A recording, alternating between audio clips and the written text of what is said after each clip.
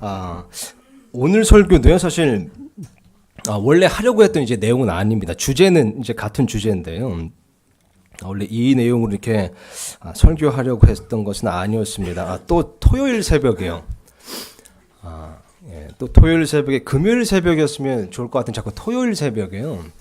성령 충만에 대해서 특히 이제 몇 구절을 이렇게 몇몇 구절을 이렇게 묵상하는데요. 그런 생각이 좀 들었습니다. 이 성령 충만에 대해서 좀 실질적인 내용을 다루기 전에 뭐랄까 이 성령 충만의 본질이라고 할까요? 이 본질적인 면을 먼저 좀 나누는 것이 좋겠다는 생각을 했습니다.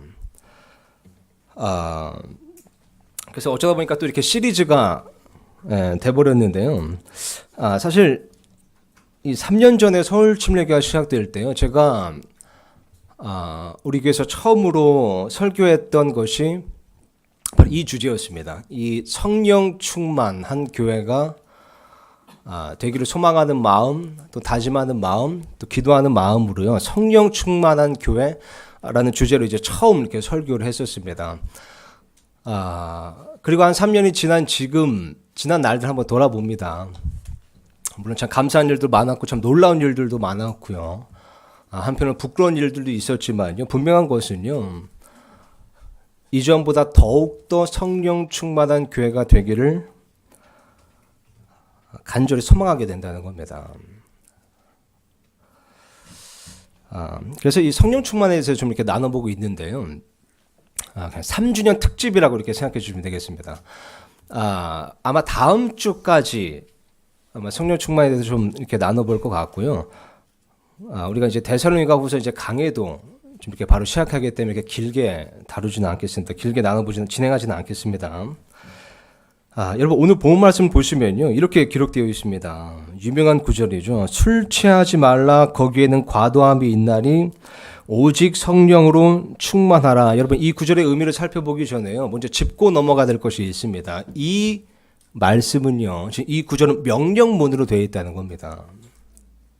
여러분 성령 충만은요, 명령입니다.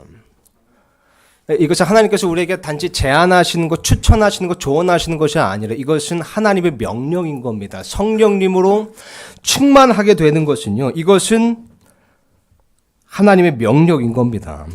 여러분 하지 말라고 한 것을 하는 것도 불순종이지만요, 하라고 명령하신 것을 하지 않는 것도 불순종입니다.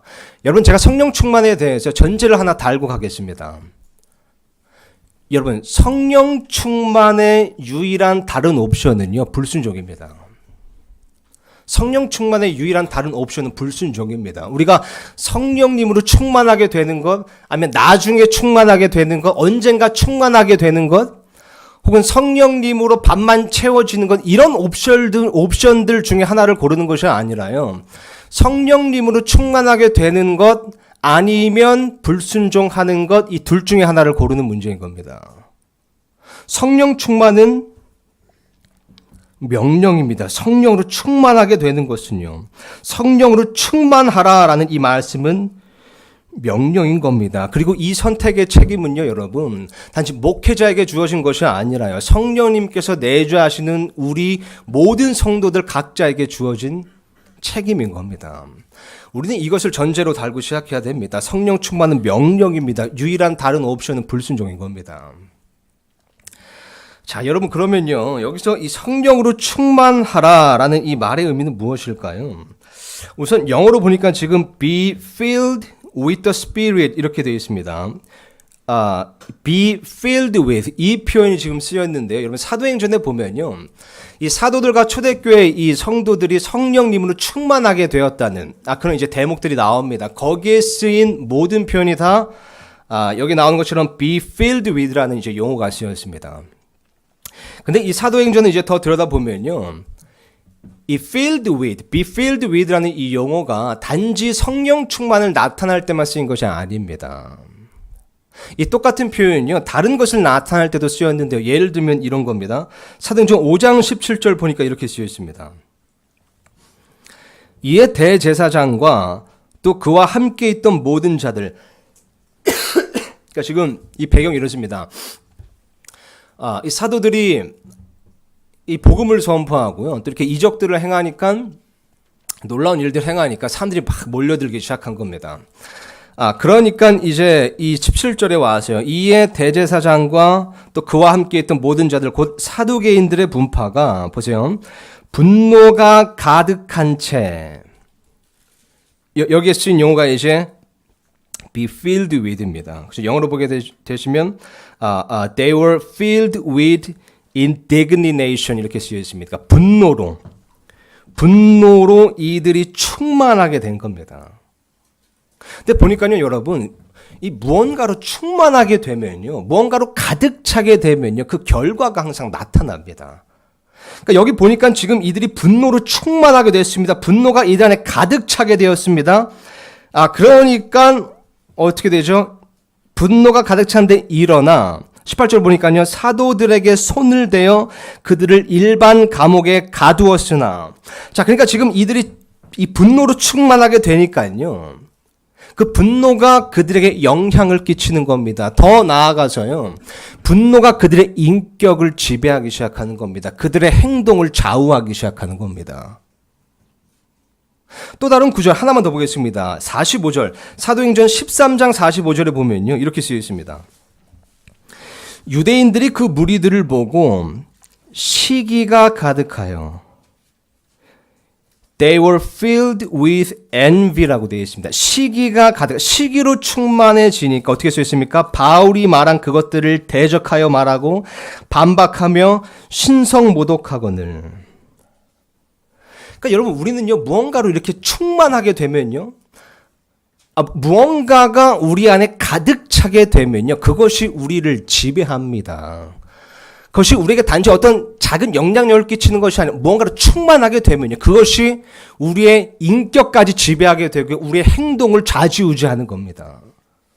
예를 들어 여러분 우리가 두려움으로 가득 차게 되면요, 우리가 두려움으로 충만하게 되면 그 두려움이 우리의 인격을 지배하기 시작합니다. 그러면서 우리의 행동을 좌우하기 시작하는 겁니다. 그래서 우리가 무언가를 하게 되거나 안 하게 되는 거죠. 우리가 어떤 쓴뿌리로 충만하게 되면 그 쓴뿌리가 결국 우리를 지배하기 시작하는 겁니다. 우리의 인격과 행동을 좌지우지하기 시작하는 겁니다. 그래서 우리 안에 충만한 그 쓴뿌리 때문에 우리가 무언가를 하기도 하고 무언가를 안 하기도 하는 거죠. 그래서 여러분 오늘 본문 말씀에요, 이 성령으로 충만하게 되는 것과 술에 취하게 되는 것을 비교 대조하고 있는 겁니다. 여러분 그런 말이 있잖아요. 처음에는 사람이 술을 마시고 그 다음에는 술이 술을 마시고 그 다음에는 술이 사람을 마신다. 그죠? 여러분 누군가가 이 술로 충만하게 되어서요, 이 술에 취하게 되면요, 그 술이 그 사람을 지배한다고 해도 과언이 아닙니다. 많은 예화들이 있습니다. 황당하고 재미있는 많은 예화들이 있지만 제가 시간상 다 빼버렸습니다. 근데 무슨 말인지 아시죠? 결국 인격까지 지배하게 되고요, 행동, 말, 모든 것을 좌우하게 되는 겁니다. 그래서 오늘 본문 말씀이에요. 거기에 과도함이 있다고 말씀하는 겁니다. 그러면서 지금 명령하시기를요, 오직 성령으로 충만하라. 오직 성령으로 충만하라. 분노로 충만하지 말고, 미움시기 질투로 충만하지 말고, 쓴뿌리로 충만하지 말고, 악한 생각들로 충만하지 말고, 술로 충만하지 말고, 그래서 그런 것들에 지배당하지 말고 오직 성령으로 충만하라. 바꿔 말하면요, 여러분 오직 성령님의 지배를 받으라는 겁니다. 성령님의 다스림을 받으라는 겁니다. 성령님께서 우리의 인격을 지배하시고 우리의 인격을 다스리셔서 정말 우리의 행동을 결정하시고 좌지우지하시도록 그렇게 성령님으로 충만하라는 겁니다. 여러분 구원받은 우리 모두는요, 다 성령님을 소유하고 있습니다. 근데 질문은요, 성령님께서 우리를 소유하고 있냐는 겁니다. 우리는 성령님을 소유하고 있습니다. 근데 더 중요한 질문은요, 성령님께서 우리를 소유하고 있냐는 겁니다. 성경 말씀 신약성경에 보면요, 이런 표현이 굉장히 많이 나옵니다. 하나님의 영께서 너희 안에 거하시고 너희가 그분 안에 거한다. 그러니까 하나님께서 단지 우리 안에 거하시는 것이 아니라 그분께서 우리 안에 거하시면 우리가 또한 그분 안에 거하는 겁니다. 우리가 성령님을 소유한다는 것은요, 그분께서 우리를 소유하신다는 겁니다. 우리가 그분의 소유가 되어야 된다는 겁니다. 여러분, 모든 그리스도인들은요, 성령님을 소유하고 있습니다. 그런데 문제는요, 모든 그리스도인들이 성령님의 소유가 되는 것은 아닙니다.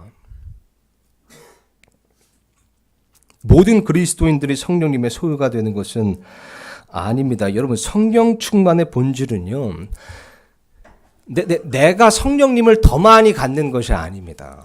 성령님께서 나를 더 많이 가지시는 겁니다. 성령 충만의 본질은요, 내가 성령님을 더 많이 갖고자 하는 것이 아닙니다. 성령님께서 나를 더 많이 가지시고자 하는 겁니다. 더 나아가서 궁극적으로 완전히 나를 가지시고자 하는 겁니다. 여러분, 이게요, 지금 이 말이 우리에게 아직도 추상적으로 들린다면요, 우리는 아직도 한참 멀었습니다. 우리는 아직도 이 성경 말씀을 너무나 모르는 겁니다. 우리는요, 이 성령님에 대한 교리를 아직도 너무 모르는 겁니다. 우리는 예수님을 주님이라고 부릅니다. 하나님을 우리 삶의 주라고 고백합니다. 주여 주여 외칩니다. 근데 정작 그 진정한 의미는 결코 깨닫지 못하고 있는 겁니다. 예수님이 나의 주님이 되신다는 건, 내가 예수님을 주님으로 부른다는 것, 하나님께서 내 삶의 주인이 되신다는 건, 내가 그분을 주로 고백한다는 게 이게 무슨 말인지 무슨 의미인지 전혀 모르고 있는 겁니다. 이것이 신약성경에 나오는 그 본질, 정말 주된 핵심임에도 불구하고 우리가 그 의미를 깨닫지 못하고 있습니다. 여러분, 우리는요, 때때로요, 이 성령님께서 우리 안에 내주하시는 것, 혹은 우리가 성령님을 소유하는 것, 이것을요, 마치 천국 가는 티켓을 우리 주머니에 꾸겨서 가지고 다니는 것쯤으로 생각하고 있습니다. 우리 안에 내주하시는 성령님을요, 마치 우리 주머니 속에 꾸겨진 천국 가는 티켓처럼 생각하고 있다는 겁니다. 그래서 우리가 뭔가 두려운 마음이 들거나 아니면 행여 구원에 좀 의심이 들 때 꺼내서 펼쳐서 펼쳐보고 그냥 안심하는 정도로 그런 따위로 지금 사용하고 있는 겁니다. 물론 여러분, 고린도서 말씀을 보면요, 성령님께서 우리 구원의 영원한 보증이 되십니다. 그러나 그렇다고 해서 여러분, 성령님께서 우리 안에 무슨 담보물로 저당 잡혀 계시는 것이 아닙니다. 그분께서 우리 안에 거하시는 것이요, 우리 안에 거하시면서 우리의 무슨 봉사자가 되시고자 우리 안에 거하시는 것이 아닙니다. 성령님께서, 하나님의 영께서, 그 그리스도 영께서 우리 안에 거하실 때는요, 왕들의 왕, 주들의 주로 거하시는 겁니다.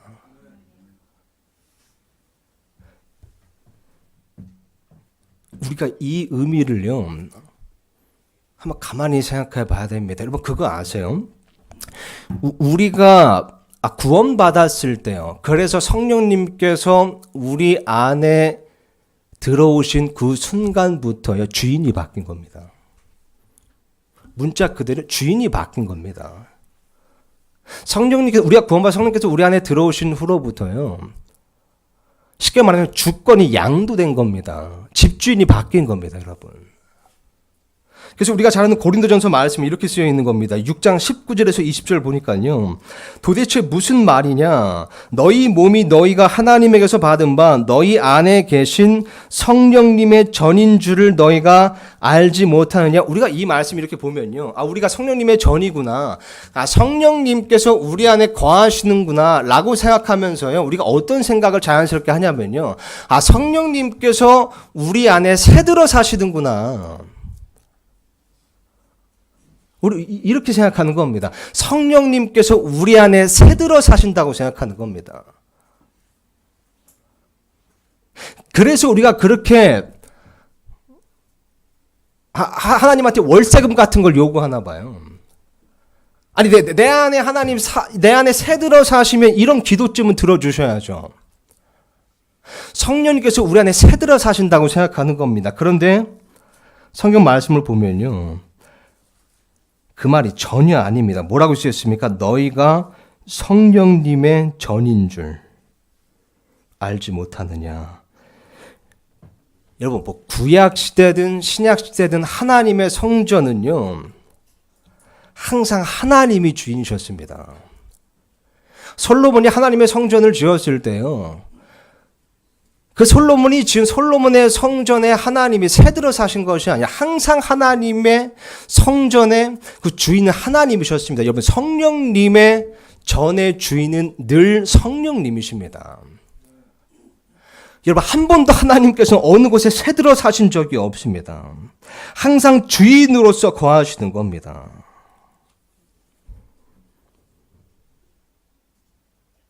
그래서 지금 다음 구절에 뭐라고 쓰여 있죠? 다음 부분에 보니까요. 너희는 너희 자신의 것이 아니니. 주인이 바뀐 겁니다. 너희는 너희 자신의 것이 아니니. 소유가 바뀐 겁니다. 집주인이 바뀐 거예요. 주권이 양도된 겁니다. 왜냐면 다음 구절 20절 보니까요. 주께서 값을 치르고 너희를 사셨느니라. 여러분, 집이 이미 팔렸습니다. 더 이상 여러분이 주인이 아닌 겁니다.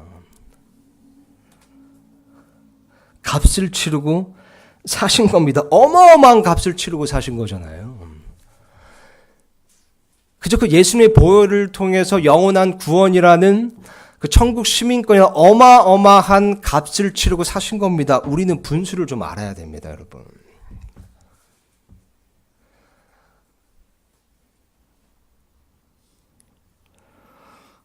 그래서 여러분, 성령님께서는요, 너무나 합법적으로 너무나 정당하게 우리 안에 주인으로 거하시는 겁니다. 그리고 주인이시기 때문에요, 우리의 인격과 행동을 주관하고자 하시는 겁니다.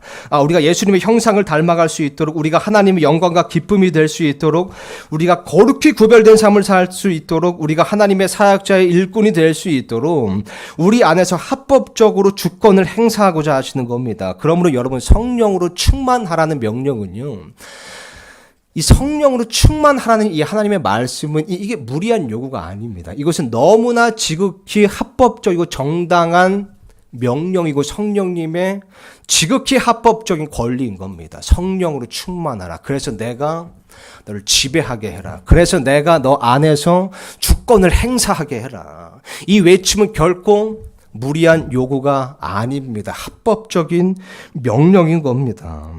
우리가 성령님을 충만케 되어서 그분께서 우리 안에서 주권을 행사하시고요, 우리의 인격과 행동을 주관하시는 것, 즉 그분께서 우리를 다스리시는 것, 우리 안에서 주인으로서 우리 안에서 자유롭게 사시는 것, 이게 성령 충만의 본질인 겁니다. 여러분, 성령 충만이라는 것은요, 우리가 성령님을 소유하는 것이 아니라 성령님께서 우리를 소유하시는 겁니다. 우리가 성령님의 소유가 되는 겁니다. 그래서 아까 말씀에 뭐라고 쓰였습니까? 하나님의 것인, 다른 말로 하면 하나님의 소유인 너희 몸과 너희 영으로 하나님께 영광을 돌리라 라고 기록되어 있는 겁니다. 그럼에도 불구하고 아직도 우리가 이걸 깨닫지 못합니다. 그래서 아직도 우리가 주권 다툼을 하고 있는 겁니다. 이미 계약은 끝나고 집은 팔려서요, 주권이 양도됐습니다. 우리가 주인이 아님에도 불구하고 자꾸 주권 다툼을 하는 겁니다. 성령님하고요. 우리가 혹은 우리의 육신이 우리 안에서 자꾸 주인이 되려고 주인 노릇을 하고 있는 겁니다. 여러분, 예수님께서요, 이 누가복음 말씀에 보면 문화 비유를 말씀하시는데요, 그 비유에서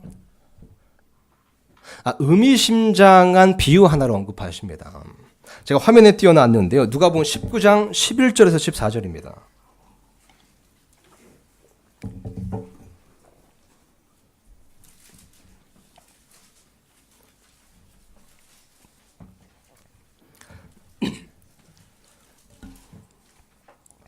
이렇게 쓰였습니다. 그들이 이것들을 들을 때에 그분께서 비유를 더하여 말씀하셨으니 이는 그분께서 예루살렘에 가까이 오셨고 그들은 하나님의 왕국이 즉시 나타날 줄로 생각하였기 때문이더라. 그러니까 유대인들은 어땠습니까? 예수님께서 이 땅에 오셨을 때요, 그 예수님의 그 구원의 역사, 이 대속의 역사, 그 십자가 죽음, 그리고 승천하셨다가 그래서 교회 시대가 은혜 시대가 이루어지고 그 다음에 예수님께서 이 땅에 오셔서 재림하셔서 천년 왕국을 이루시는 그 타임라인을 이해하지 못한 겁니다. 그래서 예수님께서 이 땅에 오셨으니까 그분께서 바로 그렇게 왕국을 본인께서 통치하시는 왕국을 시작할 거라고 생각한 겁니다. 자, 그런데 보니까요. 자, 그래서 보니까요. 12절에요. 그러므로 그분께서 이르시되 어떤 귀인이 이제 예수님을 상징하는 거죠. 어떤 귀인이 자기를 위해 왕권을 받은 뒤에 돌아오려고 먼 나라로 갈 때에, 그죠? 예수님께서도 지금 먼 나라로 가셨습니다. 그리고 돌아오실 때는 왕권을 가지고 돌아오실 겁니다. 13절 보니까요. 자기 종 10사람을 불러 그들에게 신문화를 건네주며 그들에게 이르되 내가 올 때까지 관리하라 하니라. 그런데 그의 국민들은 그를 미워하고 그가 간 뒤에 소식을 보내어 이르되 우리는 이 사람이 우리를 통치하는 것을 원치 아니하나이다 하였더라. 여러분, 주인이 지금 먼 나라로 떠났는데요. 그 주인에게 소식을 보낸 겁니다. 우리는 당신이 우리를 통치하는 것을 원치 않습니다. 물론 여러분, 이것은요 1차적으로 유대인들을 상징하는 겁니다. 예수님을 거부한 유대인들을 상징하는 겁니다. 근데 어찌된 영물인지 오늘날 우리의 모습과 너무나 비슷합니다. 우리가 매일같이 외치고 있는 게 바로 이겁니다. 우리는 당신이 우리를 통치하는 것을 원치 않습니다. 우리는 당신이 우리를 통치하는 것을 원치 않습니다. 나는 한 번도 그렇게 말한 적이 없는데요. 우리가 성령님으로 충만하지 않는 순간마다 이것을 외치고 있는 겁니다. 우린 당신이 우리를 통치하는 것을 원치 않습니다. 그래서 성령 충만의 유일한 다른 옵션은요, 불순종이 되는 겁니다.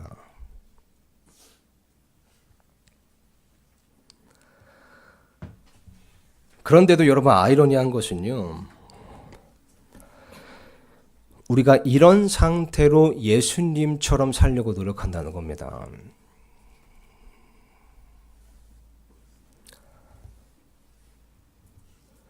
이런 상태로요.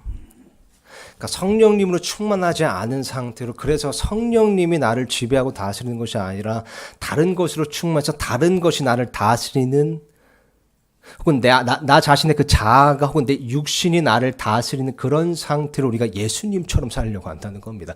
여러분, 이게 얼마나 어려운 일인지 아세요? 예수님처럼 산다는 거예요. 예수님처럼 행동한다는, 예수님의 형상을, 하나님의 성품을 닮아간다는 것, 이게 얼마나 어려운 일인지 아세요? 아마 잘 아실 겁니다. 우리 교회를 아무리 오래 다니고요, 아무리 성경 공부를 열심히 하고 아무리 설교를 많이 들어도요, 이게 잘 안 되는 겁니다. 자꾸 넘어지고 실패하는 겁니다. 그래도 어제는 내가 좀 예수님 닮은 모습이 있었던 것 같은데 오늘 또 보면 마귀 자식 같은 거예요. 교회에서는 내가 뭔가 조금이라도 좀 선해 보이고 경건해 보이는 것 같은데 교회 끝나고 차를 타고 집에 돌아가는 길에 차가 끼어들면요, 바로 육신이 봉인 해제되는 겁니다. 우리는 다짐합니다. 올해는 내가 예수님처럼 꼭 살리라. 올해는 내가 예수님처럼 하나님을 사랑하고 사람들을 사랑하며 살리라. 내가 예수님처럼 정말 헌신하고 희생된 삶을 살리라. 내가 예수님의 형상을 닮아가는 삶을 살리라. 우리가 다짐하고 또 다짐하고 또 노력하지만 우리는 결국 실패하고, 그래서 머지않아 우리에게 돌아오는 것은 좌절과 절망뿐인 겁니다. 그렇지 않으세요? 여러분, 도대체 우리는 얼마나 더 절제하고 절제해야 예수님처럼 살 수 있는 걸까요? 또 그렇게 절제하며 예수님을 닮을 수 있기는 한 걸까요? 여러분, 저는 진작부터 깨달았습니다. 저는요, 결코 예수님처럼 살 수 없습니다. 저는 스스로 예수님처럼 행동할 수가 없더라고요.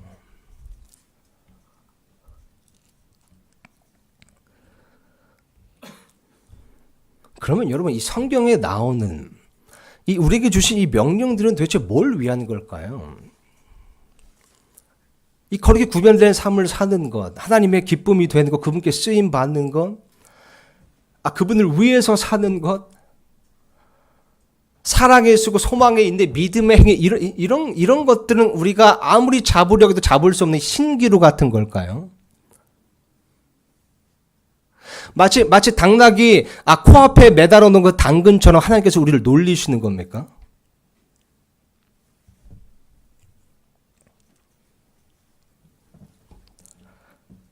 딜레마입니다. 그리고 이와 같은 딜레마는요, 여러분 사도 바울은 이렇게 고백했습니다. 유명한 말씀이죠. 로마서 7장 18절에서 25절 보니까요. 내 안에 곧 내 육신 안에, 그러니까 내 안에, 나라는 것은 곧 육신을 뜻하는 겁니다. 그죠? 내 안에 곧 내 육신 안에 선한 것이 거하지 아니하는 줄을 내가 아노니 원함은 내게 있으나, 예수님처럼 살려고 하는 그 원함은 우리에게 있습니다. 근데 선한 그것을 어떻게 행할지는 내가 찾지 못하노라. 이는 내가 원하는 선은 내가 행하지 아니하고 도리어 내가 원치 아니하는 악을 곧 그것을 내가 행하기 때문이라. 이제 내가 원치 아니하는 그것을 내가 행하면 그것을 행하는 자가 더 이상 내가 아니요 내 안에 거하는 죄니라. 그런즉 내가 한 법을 발견하노니 곧 내가 선을 행하기 원할 때에 악이 나와 함께 있는 것이로다. 내가 속사람을 따라 하나님의 법을 즐거워하나 내 지체들 안에서 다른 법이 내 생각의 법과 싸워 내 지체들 안에 있는 죄의 법에게로 나를 사로잡아가는 것을 내가 보는도다. 나는 비참한 사람이로다. 우리 이거 얼마나 많이 외쳤습니까? 나는 참 비참한 사람이구나. 예수님처럼 살고 싶은데, 정말 오늘 설교 말씀처럼 예수님처럼 살고 싶은데 왜 이렇게 안 되지? 난 참 비참한 사람이로다. 이 사망의 몸에서 누가 나를 건져내랴.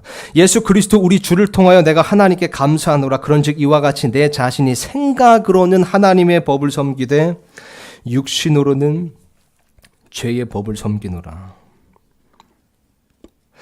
여러분, 이게 우리 신앙생활에 있어서 가장 큰 딜레마인 겁니다. 그죠? 근데 여러분, 우리는 이 구절을 보면서요, 마치 위로를 좀 느끼는 것 같습니다. 위로를 오히려 받는 것 같습니다. 아니, 사도 바울 같은 사람도 이렇게 말했는데 뭐 나 같은 사람이 오죽하겠어. 이게 자연스러운 거구나. 그렇게 죄책감을 느낄 필요가 없구나. 아니, 사도 바울 같은 사람도 이렇게 얘기를 하는데 지금. 그런데 여러분, 우리의 문제는요, 성경을 끝까지 보지 않는다는 겁니다. 혹은 우리가 기억하고 싶은 구절만 기억한다는 겁니다. 바로 다음 구절에 보면요, 사도 바울이요, 이 딜레마에 대한 솔루션을, 그 해결책을 제시합니다. 7장에서 이 딜레마를 호소했습니다. 나는 참 비참한 사람이로다. 그러면서 8장에 넘어와서요, 1절에 이렇게 지금 얘기하고 있는 겁니다. 로마서 8장 1절에요. 그러므로가 나왔다는 것은 이제 해결책을 제시하겠다는 거죠. 그러므로 이제 그리스도 예수님 안에 있는 자들에게는 정죄함이 없나니 그들은 육신을 따라 걷지 아니하고 성령을 따라 걷느니라. 여러분, 이 말씀을 염두에 주시기 바랍니다. 성령을 따라 걷느니라. 성령을 따라 걷느니라. 그러면서 5절에 이렇게 말합니다. 육신을 따르는 자들은 육신의 일들을 생각하거니와 성령을 따르는 자들은 성령의 일들을 생각하느니라. 그러면서 7절에 또 이렇게 쓰여 있습니다. 육신적인 생각은 하나님의 법에 복종하지 아니할 뿐 아니라 참으로 그리할 수도 없으므로 하나님과 원수되는 것이니라. 그런즉 이와 같이 육신 안에 있는 자들은 하나님을 기쁘게 할 수 없느니라. 그러나 너희 안에 하나님의 영께서, 그 성령님께서 거하시면 너희가 육신 안에 있지 아니하고 성령 안에 있나니 이제 어떤 사람에게 그리스도의 영이 없으면 그는 그분의 사람이 아니니라. 그러면서 12절부터 또 이렇게 얘기합니다. 그러므로 형제들아, 우리가 빚진 자로 돼 육신을 따라 살도록 육신에게 빚지지 아니하느니라. 너희가 육신을 따라 살면 죽을 것이되 성령을 통해 몸의 행실을 죽이면 살리라. 26절부터 또 이렇게 쓰여 있습니다. 이와 같이 성령께서도 우리의 연약함을 도우시나니 우리가 마땅히 기도할 바를 알지 못하나 성령께서 말로 할 수 없는 신음으로 친히 우리를 위해 중보하시느니라. 마음을 살피시는 분께서 성령의 생각이 무엇인지 아시나니 이는 그분께서 하나님의 뜻대로 성도들을 위해 중보하시기 때문이라. 자 보세요 여러분. 7장에서 딜레마를 이제 얘기하는 겁니다. 우리 모두가 겪는 그 딜레마를요. 나는 비참한 사람이로다. 나의 안에 원함은 있는데 예수님처럼 살려고 하는 예수님의 형상을 닮아가려고 하는 그 원함은 있는데 그렇게 살 수가 없다는 겁니다. 내가 원하는 것을 행하지 않고 내가 원치 않는 것을 행한다는 겁니다. 내 안에 있는 육신이요. 내 자아가요. 그렇게 7장에서 딜레마를 설명하고요. 8장에 넘어와서 솔루션을 제시하면서 성령님에 대해서 계속 얘기하고 있는 겁니다. 그러면서 1절에 뭐라고 쓰여 있습니까? 성령을 따라 걷느니라. 그 솔루션으로 성령을 따라 걷느니라. 성령을 따라 걷는 것에 대해서 지금 얘기하고 있는 겁니다. 여러분 성령을 따라 걷는 것 이게 무슨 의미일까요? 성령을 따라 이게 솔루션이잖아요. 이게 무슨 말일까? 성령을 따라 걷는 것이요. 여러분 이것을요 갈라디아에서는요. 사도 바울이 이렇게 표현했습니다. 제가 갈라디아서 말씀을 다 화면에 띄워놓긴 했습니다. 근데 문맥을 좀 보시면 좋아하세요. 성경이 있으신 분들은요. 갈라디아서 5장 말씀을 펴주시면 좋습니다. 갈라디아서 5장입니다.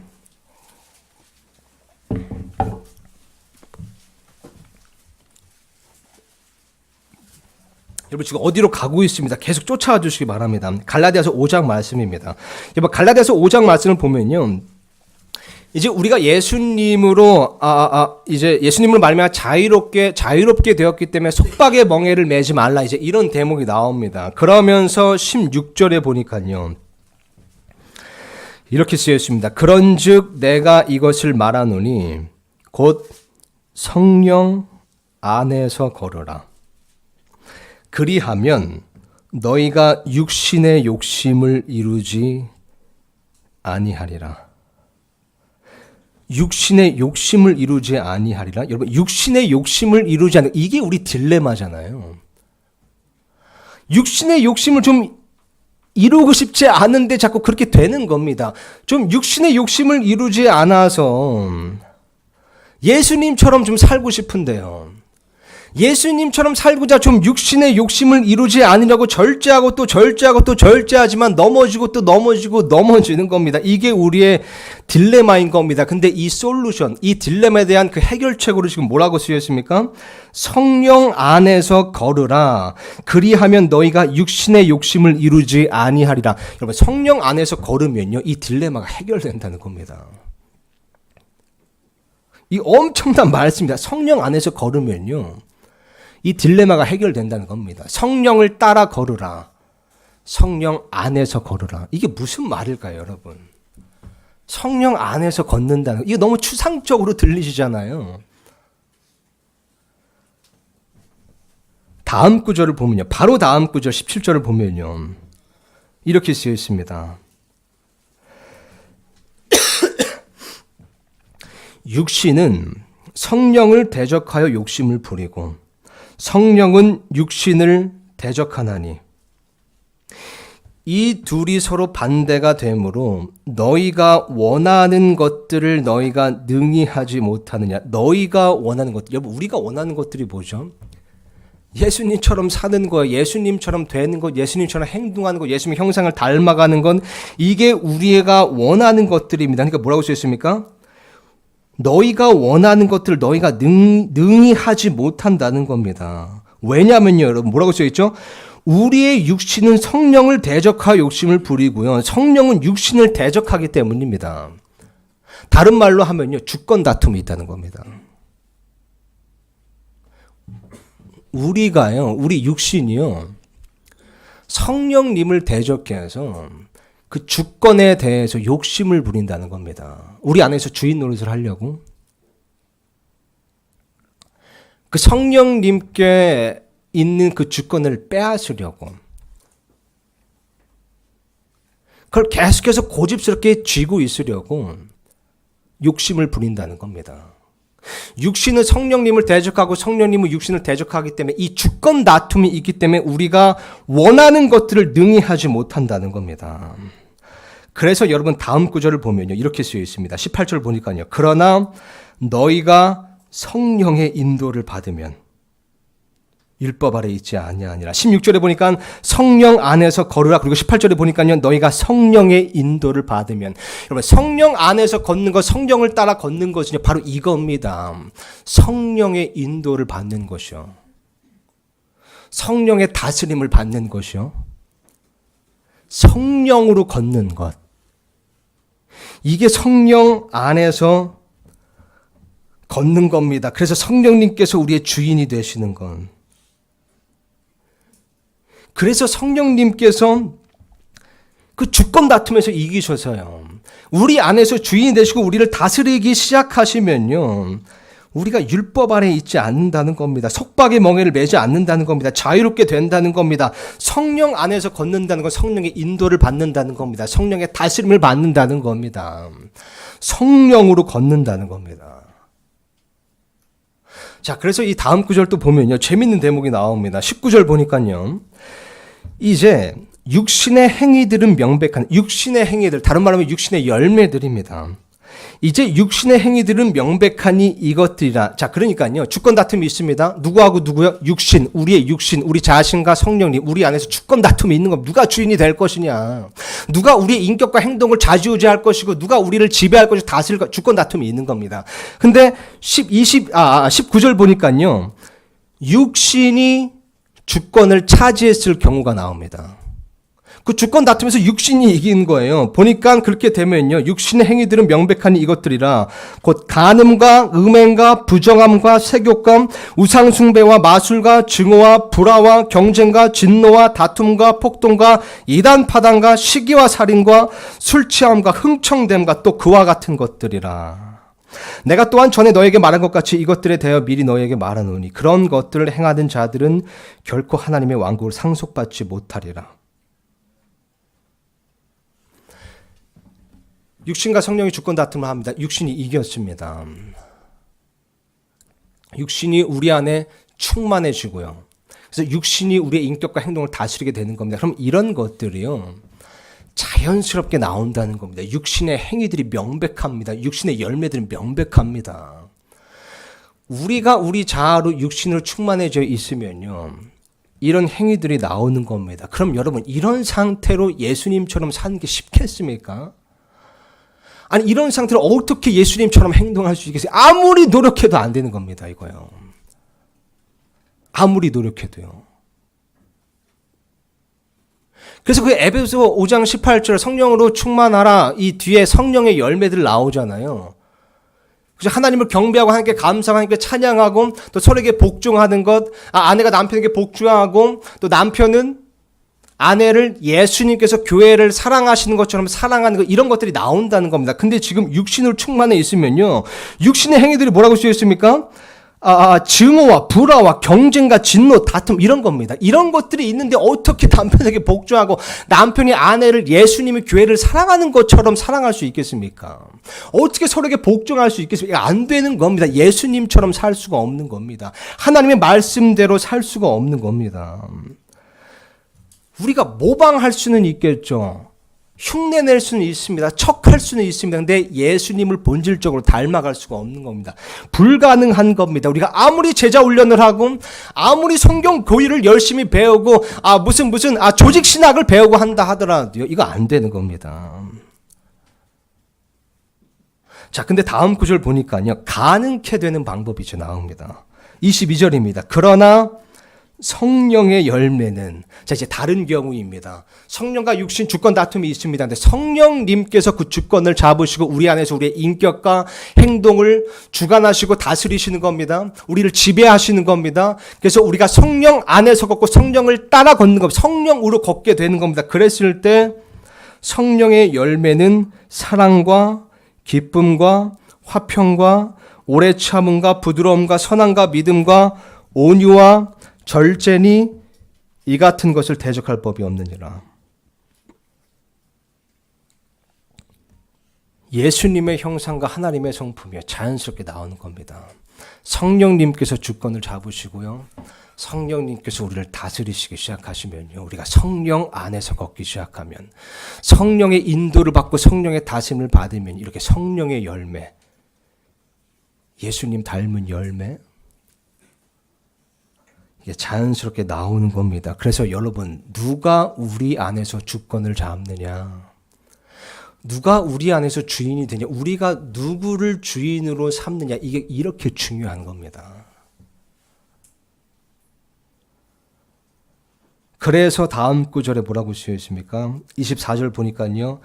그리스도께 속한 사람들은 애착들과 정욕들과 함께 육신을 십자가에 못 박았느니라.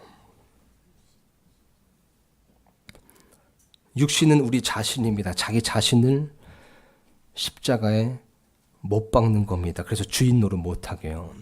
그래서 성령님께서만, 마땅히 그러셔야 되는 거죠. 성령님께서만 우리 안에서 주인이 되시도록, 그래서 성령님께서 내 안에서 주권을 행사하시면서 나의 인격과 행동을 다스리시도록, 그래서 예수님 닮은 열매가 내 안에 자연스럽게 나타날 수 있도록, 그래서 내가 예수님처럼 자연스럽게 살 수 있도록 십자가에 못 박는 겁니다. 그래서 다음 구절에 또 이렇게 쓰여 있습니다. 25절에 보니까요. 만일 우리가 성령 안에서 살면 또한 성령 안에서 걸을지니라.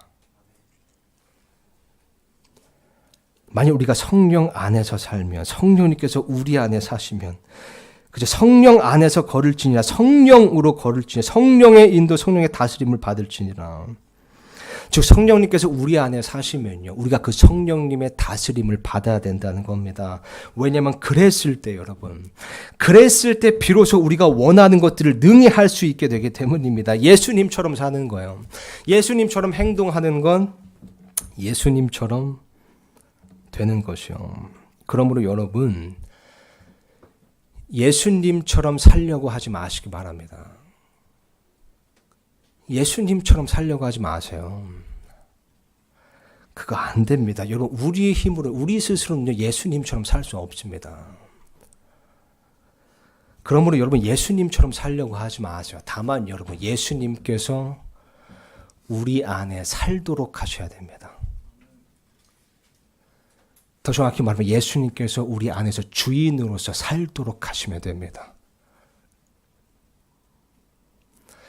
그리스도의 영이신 성령님을 통해 예수님께서 우리 안에 주인으로 사시면요, 우리가 예수님처럼 자연스럽게 살게 될 겁니다.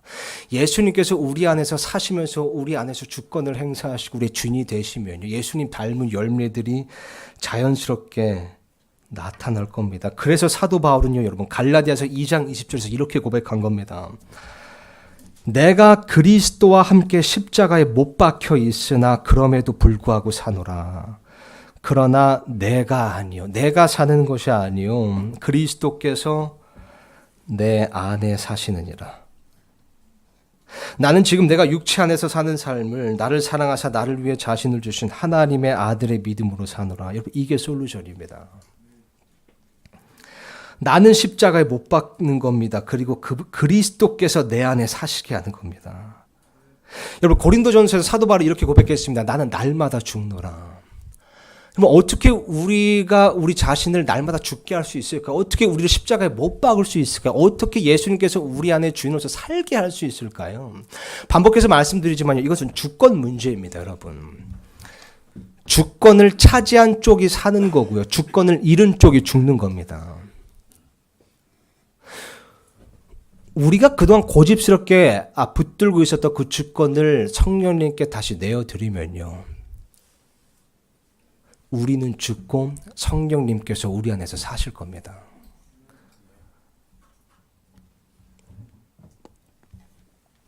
그리고 그 주권을 그분께 돌려드리는 방법이 바로 성령님으로 충만케 되는 겁니다. 성령으로 충만케 되어서 그분께서 나를 다스리시게 하는 겁니다. 그러려면 우리가, 여러분, 성령님을요, 주인으로 늘 의식하고 있어야 됩니다. 여러분, 이것은 다음 주에 조금 더 구체적으로 살펴보겠지만요, 이 성령 충만을 경험한 사람들의 공통된 말이 있습니다. 이런 겁니다. 성령님을 의식하는 것만으로도 많은 문제가 해결된다. 성령님을 의식하는 것만으로도 많은 것들이 해결됩니다. 성령님께서 내 안에서 부담을 주시고 찔림을 주시고 가르침을 주시는 그 성령님의 인도, 다스림, 그것에 우리의 생각과 마음을 늘 기울이고 있는다면요.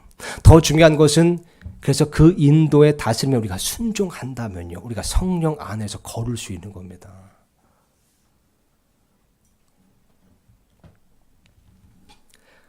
여러분 설교를 정리하고 마치겠습니다. 찰스 프라이스는요 이렇게 말했습니다. 하나님과 함께 살며 그분께서 우리 안에서 그리고 우리를 통하여 일하시도록 맡기면 아무것도 이루지 못하는 것이 불가능하게 된다. 전에는 무엇을 하는 것이 불가능했다면 이제는 아무것도 안 하는 것이 불가능해진다. 여러분 성령 충만의 본질 그리고 참된 그리스도인의 삶의 본질은요. 우리가 성령님을 소유해서 무언가 선한 것을 이루는 것이 아닙니다. 성령님께서 우리를 소유하셔서 무언가 선한 것을 이루시는 겁니다. 여러분 우리는 이 구절을 너무나 잘 알고 있습니다. 빌립보서 2장 12절 말씀이죠. 그러므로 나의 사랑하는 자들아 너희가 항상 순종한 것 같이 내가 있을 때뿐 아니라 지금 내가 없을 때에도 더욱더 순종하여 두려움과 떨림으로 너희 자신의 구원을 일하여 드러내라. 너희 자신의 구원을 일하여 드러내라. 여러분 이것은요. 개역성경 번역처럼 구원을 이루라는 뜻이 결코 아닙니다. 구원을 이미 받았으니 그 구원의 열매, 구원의 증거를 삶 속에서 나타내 보이라는 겁니다. 행위로서요. 구원을 받은 자라면 그것을 삶 속에서 나타내 보이라는 겁니다. 그러니까 선한 행위를 하라는 거죠. 그래서 우리는 이 구절 때문에 그렇게 스스로 힘겹게 노력하는 겁니다. 우리의 구원의 증거, 그 열매를 잡고 삶으로 드러내 보이려고, 나타내 보이려고요.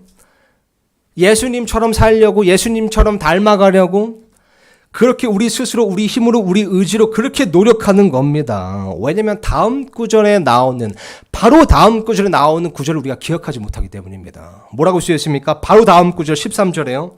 너희 안에서 일하사 자기가 참으로 기뻐하는 것을 원하게도 하시고 행하게도 하시는 분은 하나님이시니라. 여러분 열매 맺는 삶이라는 것이요. 그게 우리 스스로 이룰 수 있는 것이 결코 아닙니다.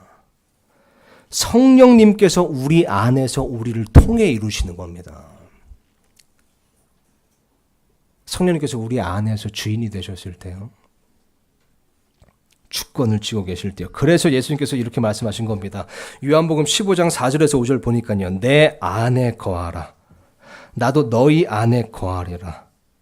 가지가 포도나무 안에 거하지 아니하면 스스로 열매를 맺을 수 없는 것 같이 너희도 내 안에 거하지 아니하면, 다른 말로 하면 성령 안에 걷지 아니하면 더 이상 열매를 맺을 수 없느니라.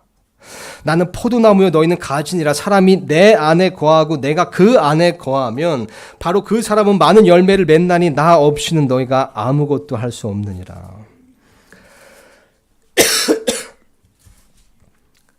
우리 안에 거하신 예수님께서 하시는 겁니다.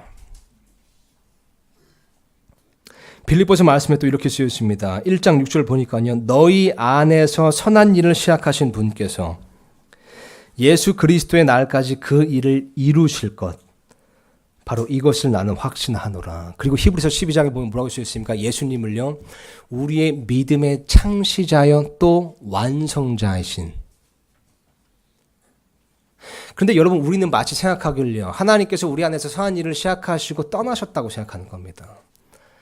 그래서 하나님께서 우리 안에 선한 일을 시작하시고 떠나셨기 때문에 그 일을 완성하는 것, 이루는 것은 우리 몫이라고 생각하는 겁니다. 그래서 우리 스스로, 우리 힘으로, 우리 의지로 그렇게 자꾸 노력하는 겁니다.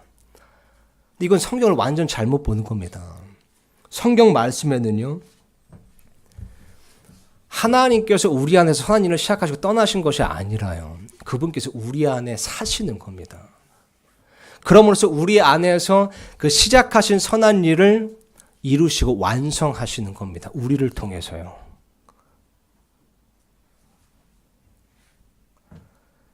그래서 우리가 데살로니가 전서를 공부할 때요. 그 맺은 말에 이렇게 쓰여 있던 겁니다.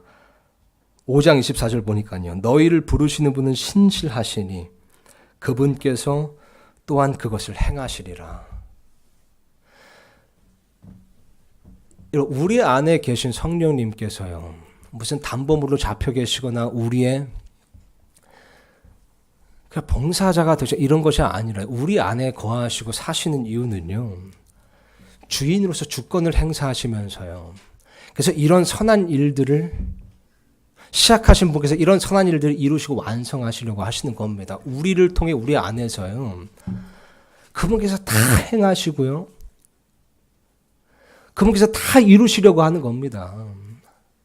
우리가 하나님의 형상을 닮을 수 있게, 예수님의 모습을 닮을 수 있게, 그래서 우리가 예수님처럼 살 수 있게, 예수님과 같은 행동을 할 수 있게, 그래서 그런 성령의 열매가 드러날 수 있게 우리 안에서 다 행하시고자 하는 겁니다. 근데 우리가 원하는 것들을 행하지 못하는 이유는요.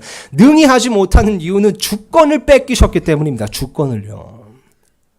우리가 그 주권을 빼앗아서 우리가 주인 노릇을 자꾸 하려고 하는 겁니다. 육신이 우리 안에서 주인이 되니까 성령의 열매가 드러나는 것이 아니라 육신의 행위들, 그 명백한 열매들이 자꾸 드러나는 겁니다. 그러니까 우리가 그렇게 예수님처럼 사는 게 힘든 겁니다.